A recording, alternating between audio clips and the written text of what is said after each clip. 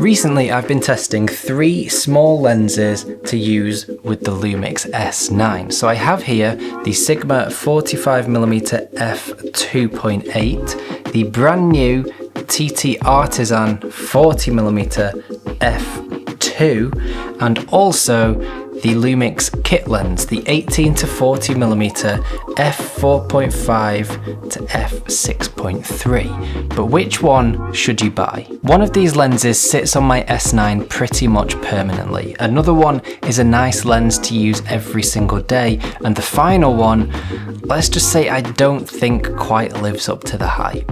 Let's start with the one that I can't seem to take off my camera. If you've been watching this channel for a while, this probably won't surprise you, but the Sigma 45mm f2.8 is probably one of my favourite lenses for the Lumix S9, and it's actually probably one of my favourite lenses full stop, and I know that might surprise quite a lot of people, but I genuinely love this lens. I said this when the Lumix S9 first launched.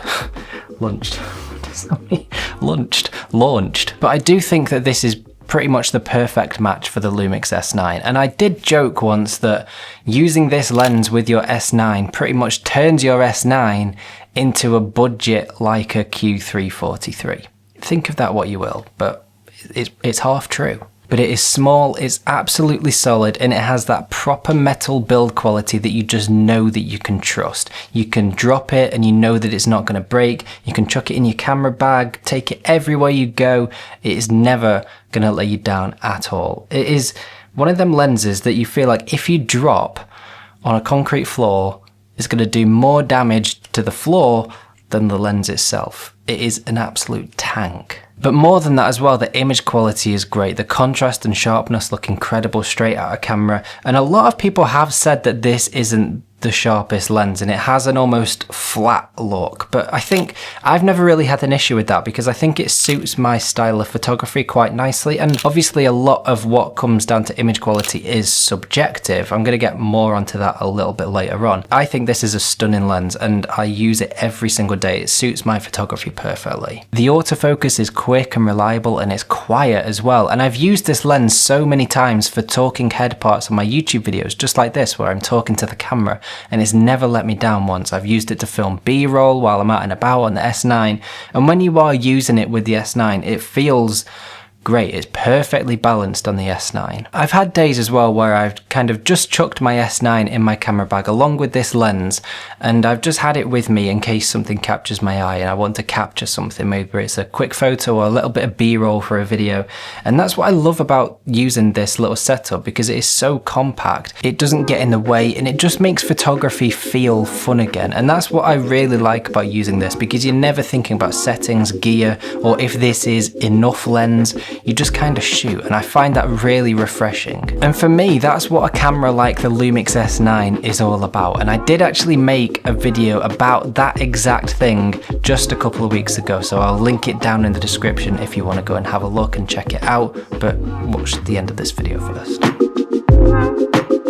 Now moving on to a lens that I think can be a lot of fun to use, and that is the Lumix 18 to 40mm. Now this lens was first announced alongside the S9 at the exact same time, but it wasn't available until a few months after the Lumix S9 came out. And I'll be honest, when I first got this lens, I wasn't expecting too much. It is very light, it is made of plastic as well, although it does have a metal mount, and it has a variable aperture starting at f4.5 at the wide end and working its way down to f6.3 at 40mm. But after using it for quite a while, it is much better than I first thought it would be, and the focal range is perfect for everyday use. It is wide enough for landscape and street scenes, but you can still get some really nice compression at around 35 to 40mm. Now obviously you're not going to get as much shallow depth of field as you are going to with the likes of the Sigma and the TTArtisans with much wider apertures, because this has 4.5 as the widest aperture at 18mm. So it's not going to create that same separation and shallow depth of field that you're going to be able to create with the other two. It might not necessarily be the sharpest lens out there, and it might start to look a little bit softer if you really start to pixel peep, especially on the long end.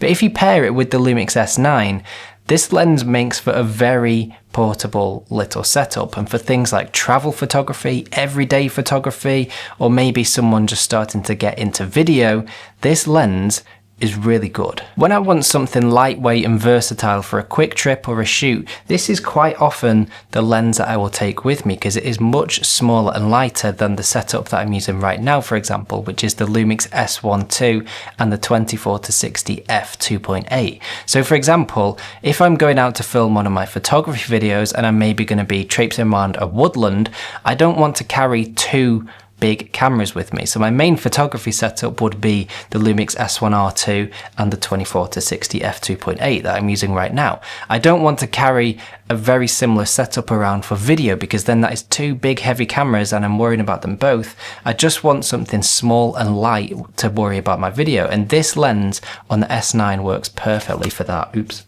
trying not to break it.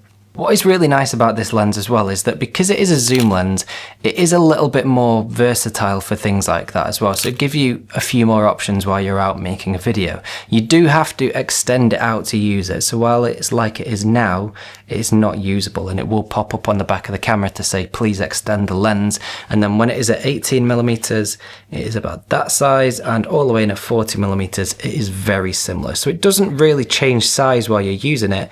It's just you do need to extend it out to use it, and then you can't use it when it is fully retracted like that. But it is nice and small just to be packed away in your bag. But it also works really well with Lumix hybrid zoom feature, and that turns this tiny little 18-40mm lens into an 18-125mm lens in photo mode. And that is insane for a full frame lens of this size. And you can also use hybrid zoom to shoot video with as well, and that turns this little lens into an 18-62mm lens if you are shooting in 4K. So you're just getting a little bit of extra reach, and you're not losing image quality as well, which is what's really nice about hybrid zoom. Because of that 6K sensor, if you're shooting in 4K, you're basically just cropping into that 6K image and still getting a 4K image out of it. It's not going to be the same as using an optical zoom, but it is a really nice feature to have, and it does give you a few more options while you are filming. By the way, if you enjoy these kind of practical gear breakdowns, I share a little bit more behind the scenes and photography sorts of things in my monthly newsletter, and if you do sign up to that, you can get your hands on a couple of free Lightroom presets and a free ebook available to you as well. I will leave the link to that in the description, so thank you if you do decide to go and sign up to that. But for now, let's get back to the video and talk about a lens that I really wanted to love. But I don't. So that leaves us with the brand new TTArtisan 40mm f2.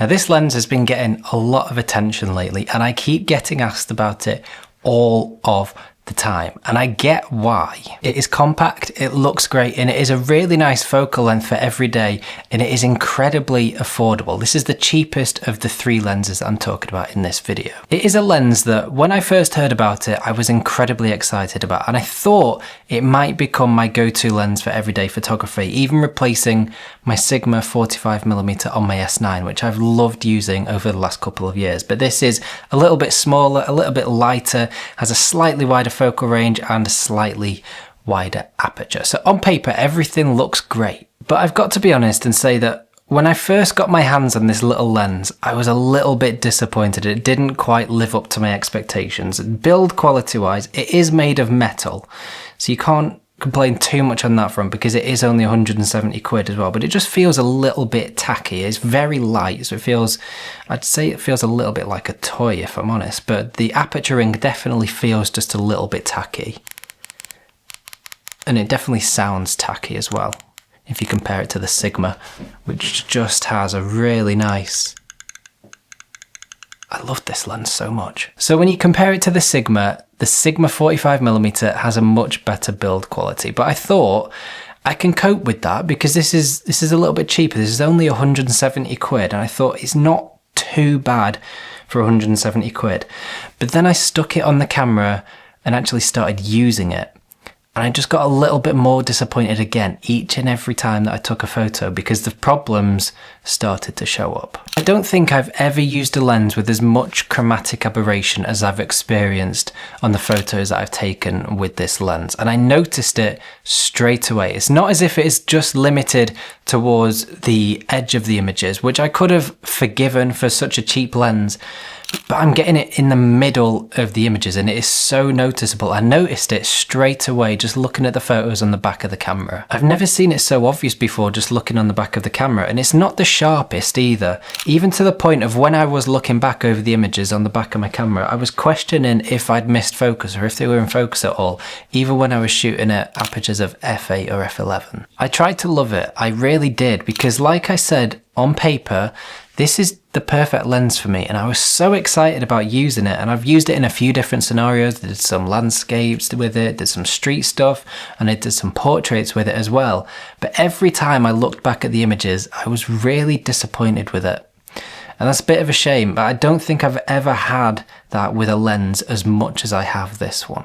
I was thinking that you'd get some really nice shallow depth of field as well, more than you might get with the Sigma 45mm, for example, because it has that little bit of a wider aperture. This has an f2, the Sigma has an f2.8. However, that's not quite the case, because even though this is an f2 and this is a 2.8, this is slightly wider, so they almost look very similar when it comes to the depth of field that you can create when you're shooting wide open, because you're getting a little bit of extra compression with the 45mm over the 40mm. Autofocus performance on this little lens definitely isn't the best either. It's not up to the quality of either the Sigma or the Lumix, which are both much faster, and this works out a lot slower when it is trying to rack focus towards your subject.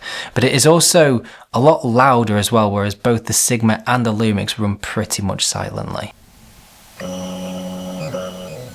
If you're on a very strict, tight budget, I guess it's fine. You could get away with it. If you're not going to be using it professionally, I 100% would not use this lens on a professional shoot. But for just your own photography every single day, you can get away with it. But I definitely think it is 100% worth it just to pay a little bit extra and go for the Sigma 45mm f2.8 over this one.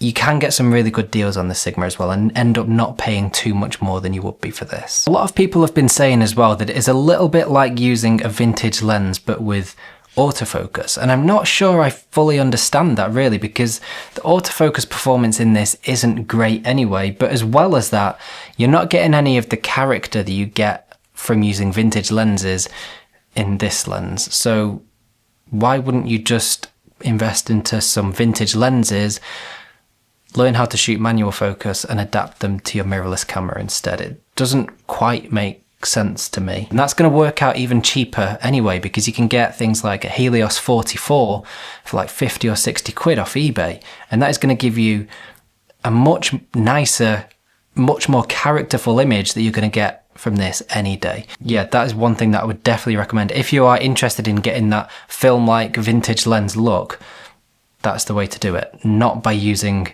cheap lenses like this. And if you were going to invest into this, I would definitely think about spending a little bit extra and get the Sigma instead of this, because you know you can 100% fully trust it. So after using all three of these lenses, the Sigma, the TTArtisan and the Lumix kit lens, the results genuinely surprised me. The Sigma is still by far and away my favourite to use on the Lumix S9. It is small, it's compact, it's light, it's built like a tank, and it delivers every single time. You know you can 100% trust it. The 18 to 40mm kit lens is a lot better than a lot of people would give it credit for, because a lot of people would just tend to dismiss it because it does have that variable aperture and it's not very wide even at its widest.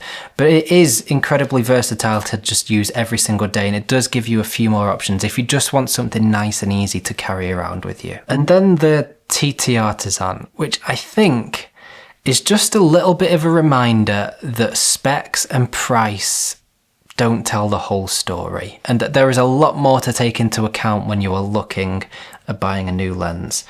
It's just a little bit of a disappointment for me. It just goes to show that there is a lot more to take into account when you are looking at buying a new lens.